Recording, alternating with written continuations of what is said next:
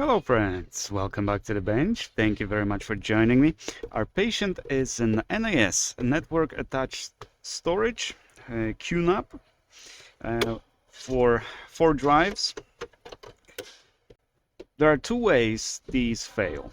Number 1, from power surges and stuff like that. Usually it's a shorted transistor, shorted diode, essentially power delivery failure. And that manifests pretty simply. You plug it in and it's completely dead. The other fault is you plug it in, let's plug it in, you apply power, and the status LED, which, well, you can't see because there's too much light here, but the status LED is green. It should be completely off. The status LED should not be lighting up. Then when you turn it on, it immediately goes to the LAN is blue and all of the drives are red, right? It should take a second to detect whether the drives are there.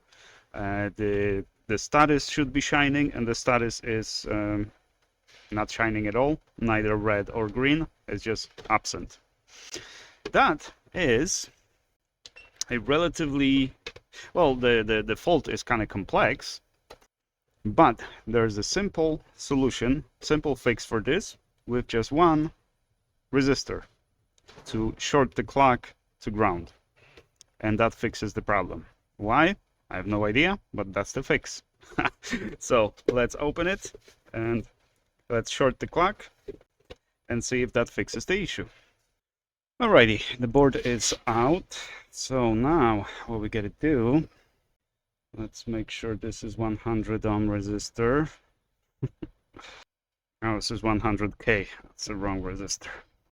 Okay, this one's 100.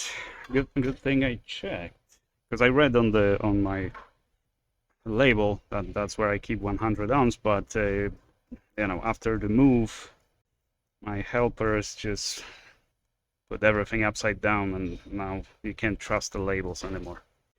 All right, so what we gotta do is short the pin 1 and 8. These 2 pins, we want to short them with 100 ohm resistor, and that should be the fix. But we also have a little bit, no, that's just dust, I think. Yeah, it's just dust. For a second it looked like a liquid damage, which also can happen, you know. It's not like these are the only 2 issues with these devices, but 2 most common ones. It's power delivery or a clock issue. So we're shorting this one and this one. Okay, so now let's clean it. Then we want to secure it. We don't need to insulate here because everything here is, you know, doesn't require insulation, but we just want to hold this resistor in place so it doesn't, yeah, we don't lose it, so it doesn't catch anything, that kind of stuff. And a little bit of UV, and this should be the fix. So let's put it back together and see if we have any difference. Alrighty, it's back together. I didn't put the shelves yet, but everything's screwed back together. Let's plug it in. All the status LED is still going off. We're still pulling 0.4 watts. Yeah, but now, yeah, now the status, oh, it actually rebooted. Yeah, no more reds.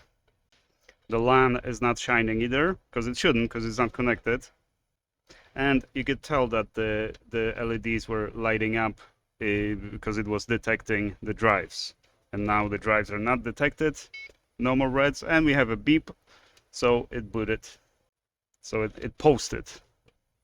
That's a simple fix for this particular issue. I mean, there's technically, as I said, more than just 2 kinds of issues on these, but these are the most common. And this particular issue in my shop, it's just $50 plus shipping. If you get this problem, ship it in. These are not very expensive, like $300, something like that. So not like a few $1,000 device, but it's worth $50 for sure.